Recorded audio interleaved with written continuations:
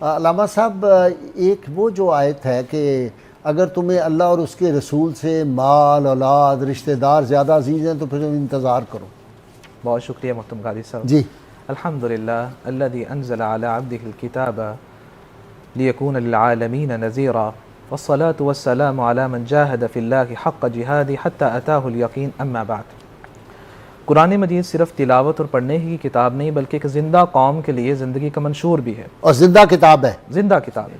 سبحان اللہ. اور زندہ قوم کے لیے زندگی کا منشور ہے. یہ عام لوگوں کے لیے نہیں ہے. اور یہ کتاب ایسی مبارک کتاب ہے جو نہ صرف انسان کے انفرادی تزکیے کا ضامن ہے بلکہ اجتماعی نظام حیات کو بھی عدل اور امن اور قربانی جیسے اعلیٰ اوصاف سے مزین کرتا ہے. سبحان اللہ سبحان اللہ. قرآن مجید کی سورۃ توبہ جو ہے اسی پیغام کی جامع تعبیر ہے جو ہر دور اور آج کل مسلم دنیا کے لیے ایک آئینہ اور رہنما ہے. یہ سورہ مبارکہ 129 آیات پر مشتمل قرآن مجید کی 9ویں سورت ہے. اور مزے کی بات یہ ہے کہ یہ 2 پاروں میں ہے. 2 پاروں میں. اور مزے کی بات یہ ہے کہ 10 اور 11 دونوں 10 اور 11 دونوں پاروں میں. قرآن مجید کی 9ویں سورت ہے اور اس کا نزول بھی 9 ہجری اور اس کے آس پاس ہوا ہے. یہ سورہ مبارکہ جو ہے وہ 2 ناموں سے مشہور ہے جس طرح ہم بتا رہے تھے ماشاءاللہ کہ سورہ توبہ ہے اور سورہ برا ہے. سورہ توبہ اس لیے کہتے ہیں کہ اللہ رب العزت نے جہاں جہاد کا ذکر کیا ہے وہاں بارہا کہا ہے کہ توبہ کر لو. فَإِن تُبْتُمْ فَهُوَ خَيْرٌ لَكُمْ ثُمَّ يَتُوبُ اللَّهُ مِن بَعْدِ ذَلِكَ عَلَى مَن يَشَاءُ فَإِن يَتُوبُوا يَكُ خَيْرًا لَكُمْ عَسَى اللَّهُ أَن يَتُوبَ عَلَيْهِمْ. یعنی جہاں جہاد کی بات ہے وہاں توبہ کا بھی ذکر ہے. واللہ اللہ کی طرف آ جاؤ. کچھ اس طرح کا وہ کیا ہے آیت کہ اللہ توبہ کرنے والوں کو پسند کرتا ہے. ان اللہ یحب التوابین. اللہ تعالیٰ توبہ کرنے والوں کو پسند کرتے ہیں. گویا جہاں جہاد کی بات ہے لڑائی کی بات ہے وہاں کا توبہ کر لو اللہ کی طرف آ جاؤ یہ ساری چیزیں ختم ہو جائیں گی. اور دوسری بات کہ جو سورۃ برات اسے کہا جاتا ہے کیونکہ اس کے آغاز میں ہی مشرکین سے بری الذمہ ہونے کا اعلان کر دیا گیا. یہ سورہ مبارکہ آج کے دور کے لیے ایک بیدار کن پیغام ہے. یہ صورت مبارکہ ہمیں جھنجھوڑتی ہے اور کہتی ہے کہ ہمیں ضرورت ہے کہ اللہ تعالیٰ کی طرف آئیں. منافقانہ رویوں کو واضح کرتی ہے اور ایک سچے مومن کو میدان عمل میں لاتی. یہ صورت ہمیں بتاتی ہے کہ ہمیں صرف ایمان کا دعویٰ ہی نہیں کرنا چاہیے بلکہ ایمان، قربانی اور حق و باطل کے درمیان تمیز بھی ضروری ہے. یہ ہمارے ایمان ہے، نیت ہے، قربانی ہے، اس کے لیے میزان ہے. اور یہ صورت مبارکہ دیکھا جائے آج مسلم دنیا کے لیے اعلان کر رہی ہے اٹھو اللہ کے دین کے خاطر. اگر جان سے نہیں کر سکتے تو مال سے کرو، اور اگر زبان سے نہیں کر سکتے تو دعا سے کرو لیکن اپنے اندر بے حسی پیدا نہ کرنا. اور یہ صورت مبارکہ جو ہے وہ ہمیں آئینہ دکھاتی ہے کہ ہم امت مسلمہ کے لیے رحمت ہیں یا زحمت ہے.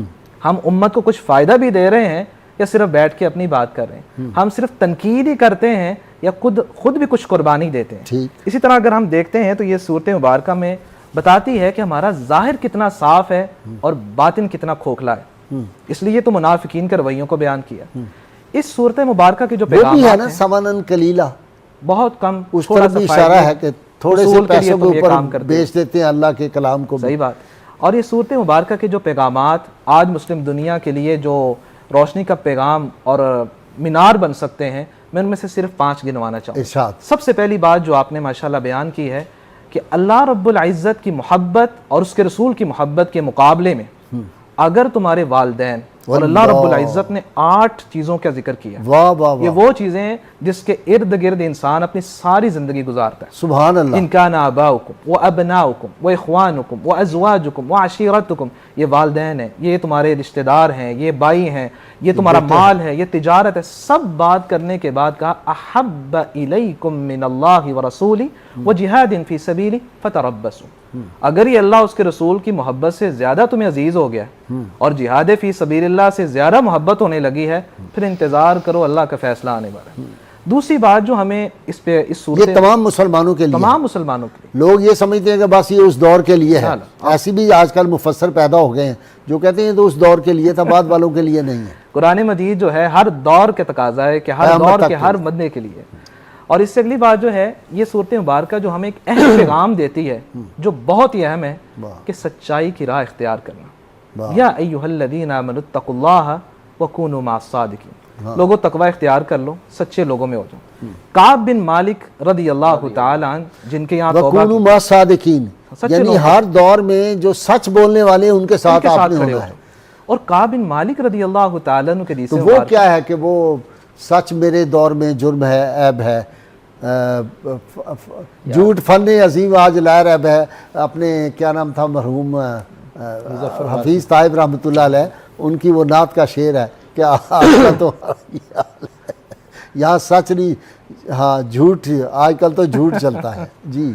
تو کعب بن مالک رضی اللہ تعالیٰ عنہ کی حدیث مبارکہ جو صحیح بخاری میں ہے، وہ کہتے ہیں کہ غزوہ تبوک کی تیاریاں عروج پر ہیں، میں نے کہا میں کل تیاری کر لوں گا، وہ کل ہی بنتا چلا گیا، آپ صلی اللہ علیہ وسلم تبوک میں پہنچ گئے۔ ٹھیک، تین صحابہ ہیں نا، 3 صحابہ کرام، ان میں کعب بن مالک اور مرارہ بن ربیعہ، یہ 3 صحابہ کرام ہیں۔ تو کعب بن مالک کہتے ہیں کہ وہ کل بنتا چلا گیا، آپ صلی اللہ علیہ وسلم غزوہ تبوک وہاں میدان میں پہنچ چکے ہیں۔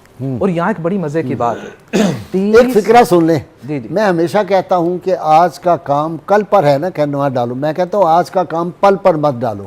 اللہ اکبر، تو اس حدیث سے یہ بھی ثابت ہوتا ہے، سچی بات ہے ماشاءاللہ جی۔ تو کعب بن مالک رضی اللہ تعالیٰ عنہ کی جو حدیث میں جو اہم بات ہے، ایک قائد اور لیڈر کیسا ہونا چاہیے، کہ آپ صلی اللہ علیہ وسلم 30,000 کا لشکر ہے اور آپ بیٹھیں اور آپ کہتے ہیں ما فعل کعب، کعب کدھر ہے؟ اللہ، ہائے ہائے ہائے، یعنی 30,000 میں سے ہر فرد پہ آپ کی نگاہ ہے، واہ واہ واہ، آپ دیکھتے ہیں کہ یہ ہے کون کمانڈر، یہ ہے لیڈر، کمال کے کمانڈر، یہی تو امام ہے کہ آپ صلی اللہ علیہ وسلم نے جب پوچھا تو صحابہ نے کچھ باتیں کہ آپ نے خاموشی اختیار کر لی۔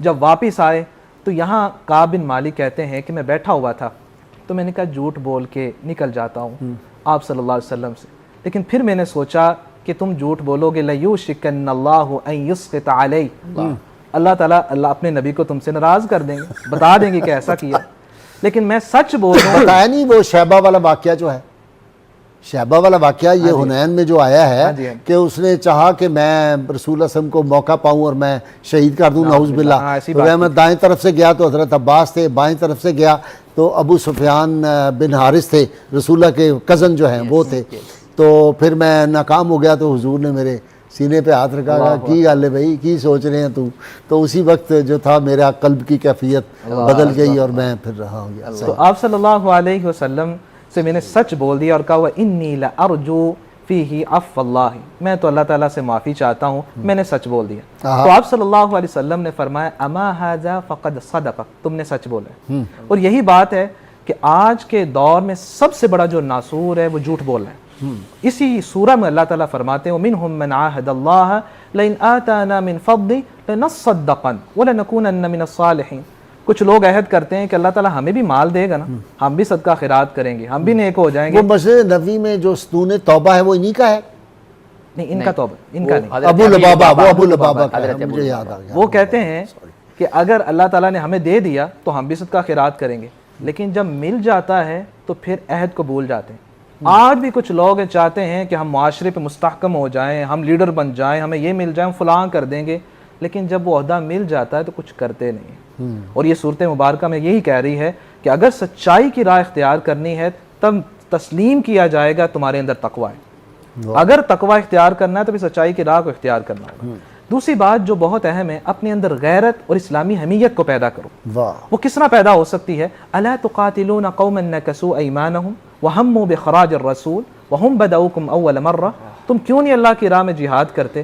انہوں نے تمہارے نبی کو نکالنے کا ارادہ کیا۔ یہ وہی لوگ ہیں جنہوں نے مسلمانوں پہ ظلم ڈائے ہیں، اور آج بھی اگر ہم دیکھتے ہیں دنیا کے اندر تو یہی ہو رہا ہے کہ ظلم ہو رہا ہے، سب کچھ ہو رہا ہے، لیکن ہم بے حسی کے عالم میں، ہم سمجھتے نہیں کوئی اور اٹھ کے کرے گا، ہم کیا کر سکتے ہیں، ڈرے ہوئے ہیں، ڈرے ہوئے۔ اور اس صورت کا یہ بھی پیغام ہے کہ اپنی ترجیحات کو کبھی دین کا نام نہ دینا، کہ انسان سمجھے کہ میں کر رہا ہوں نا بس یہی دین ہے، نہیں، دین کی ترجیحات کو دیکھنا ہے، اپنی ترجیحات کو بلند نہیں کرنا۔ اجعلتم سقایۃ الحاج وعمارۃ المسجد الحرام کمن آمن باللہ والیوم الآخر وجاہد فی سبیل اللہ، تم سمجھتے ہو کہ یہ حاجیوں کو ستوں پہ لا دیا ہے، یہ عمرے والوں کی خاطر تواضع کر لی ہے، تو یہ ایمان والوں کی طرح اور یوم آخرت پر ایمان رکھنے والوں کی طرح اور اللہ کی راہ میں جہاد کرنے والوں کی طرح تم ہو گئے ہو۔ یعنی کمال کی آپ نے بات کی ہے، اور یہ قرآن تو واقعی ہر دور کے لیے، آج رشوت کے پیسے لے کے لوٹ مار کر کے انٹرنیٹ چوری کر کے مسجد نبوی میں جا کے وہ لگا دیے اپنا جو ہے وہ، ہاں وہ دسترخوان بچھا دیے اور کہا بالکل ٹھیک ہے۔ میں اتنے فراڈیوں کو جانتا ہوں، پاکستان کے پراپرٹی ڈیلروں کو، جو یہاں لوگوں کو لوٹ کے جھوٹ مار کے وہاں پہ کہہ رہے ہیں جی میں فلاں جگہ جو ہے میرا دسترخوان لگتا ہے، اور یہ واقعی ایسا ہے۔ یہ ہوتا ہے بالکل. یہاں کرتے ہیں اور وہاں جا کے تھے دیکھیں ہم تو نیکی کر رہے ہیں، خیر کر رہے ہیں، یعنی اپنی ترجیحات کو دین کا رنگ دے دینا. جی ہاں. اور اس سے بڑی بات یہ جو سورہ مبارکہ ہے اس کا سب سے اہم جو موضوع ہے وہ جہاد فی سبیل اللہ. اور جہاد جو ہے وہ صرف تلوار سے نہیں ہوتا بلکہ ہر اس نظام اور نظریے کا رد کا بھی نام ہے جو اسلام کے مخالف. اور آج واقعی ہمیں عسکری جہاد سے بھی زیادہ ہمیں فکری جہاد کی بھی ضرورت ہے. ہم اپنے آپ کو تیار تو کریں. اور آپ صلی اللہ علیہ وسلم نے اسی کی بات کی. فضالہ بن عبید رضی اللہ تعالیٰ عنہ بیان کرتے ہیں والمجاہد من جاہد نفسہ. مجاہد وہ ہے جو اپنے آپ کے ساتھ جہاد کرتا ہے. میں اپنے آپ کو تو تیار کروں، میں اللہ کی اطاعت میں کتنا اپنے آپ کو لگا رہا ہوں. آج واقعی کسی پہ تنقید کرنا بڑا آسان ہے لیکن اپنے آپ کو پیش کرنا یہ بڑا مشکل ہے. ہم سمجھتے ہیں کہ فلاں یہ نہیں کر رہا. مسلمان ترکوں کے وہ کیا تھا مشہور ترک فاتح سلطان محمد فاتح، ان کو سیدنا فاروق اعظم رضی اللہ عنہ خواب میں آئے تو انہوں نے سلطان محمد فاتح نے سیدنا عمر فاروق رضی اللہ عنہ سے عرض کیا کہ جناب ہمارے پاس گھوڑے آپ سے اعلیٰ، تلواریں ہماری سب سے اچھی، ہمارے پاس ہتھیار زیادہ، تعداد ہماری بڑی، لیکن وہ فتوحات نہیں حاصل ہو رہی جو آپ کو حاصل ہوئی. آپ کے تو گھوڑے بھی کمزور تھے اور آپ کے پاس اسلحہ بھی بڑا کم تھا. تو فاروق اعظم رضی اللہ عنہ نے فرمایا سلطان محمد فاتح ہم جب دنیا کو فتح کرنے گئے تھے رسول اللہ صلی اللہ علیہ وسلم کی کمانڈ میں تو ہم نے پہلے اپنے آپ کو، اپنے نفس کو فتح کیا تھا، پھر دنیا کو فتح کرنے گئے تھے. تم دنیا کو فتح کرنے پہلے جا رہے اور اپنے آپ کو فتح نہیں کر رہے. وہ جہاد اصغر سے جہاد اکبر کی طرف ہم جا رہے ہیں. ماشاءاللہ کمال ہے. اور واقعی والمجاہد من جاہد نفسہ بہت بڑی بات. لین پول کی بات آپ کے ذوق کے لیے، لین پول نے جو فتح مکہ کا اسٹریٹجی نماز کو نقشہ کھینچا ہے، اس نے کہا اس دن محمد رسول اللہ نے 2 فتح پائی. ایک محمد صلی اللہ علیہ وسلم عرب تھے، عرب جو تھے وہ اپنے انتقام میں بڑے زبردست معاف نہیں کرتے تھے. ایک انہوں نے اپنے اوپر فتح پائی اور دوسرا مکہ کو فتح کیا. 2 فتوحات حاصل کی. جی ارشاد. تو جہاد جو ہے وہ سب سے پہلے اپنے آپ کے ساتھ کرنا، اپنے آپ کو پیش کرنا، اپنی قربانی دینا یہ بہت ضروری ہے کیونکہ جب تک انسان اپنے آپ کو تیار نہیں کرتا وہ دوسروں کے لیے رول ماڈل کبھی نہیں بن سکتا. اس سے بڑی بات جو آپ صلی اللہ علیہ وسلم یہ جو صورت مبارکہ ہمیں بتاتی ہے کہ کبھی بھی مشرکین اور اغیار کے ساتھ دوستی نہ لگانا. وہ دوست ہو ہی نہیں سکتے. دوست ہو ہی نہیں سکتے. لا تتخذوا جو مرضی کر لو. اولیاء بعضهم اولیاء بعض. وہ ایک دوسرے کے دوست ہیں، تمہارے دوست نہیں بن سکتے. وہ تم سے تو کبھی راضی نہیں ہو سکتے. جب قرآن ایک اٹل فیصلہ دے دیا ہے انسان پھر بھی سمجھے کہ شاید کوئی دوستی کی راہ نکل آئے، کوئی ہمیں فائدہ مل جائے، وہ فائدہ کبھی نہیں مل سکتا. یہ صورت مبارکہ جو ہے اللہ کی بات حتمی ہے، اللہ کے رسول کی بات حتمی ہے، وہ غلط ہو ہی نہیں سکتی. اس سے بڑی جو بات ہے انسان اپنے بارے میں اتنا نہیں جانتا جتنا اس کا خالق اس کے بارے میں جانتا ہے. اس نے بنایا جو ہے، اس نے بنایا. وہ جانتے ہیں کہ کیا میرے لیے بہتر ہے، کیا میرے لیے نقصان دہ. انسان پھر بھی آگے سے کہے نہیں شاید کوئی دوستی کی راہ نکل ہی آئے. ویسے اللہ کو دھوکہ دیا جا سکتا ہے؟ ممکن ہی نہیں ہے. کوئی بڑا چلاک ہے یار، اللہ علیم بذات الصدور، سینے میں بھی کوئی بات اٹھتی نہیں اللہ کو پہلے ہی پتا ہوتی ہے. وَمَكَرُوا وَمَكَرَ اللَّهُ إِنَّ اللَّهَ خَيْرُ الْمَاكِرِينَ.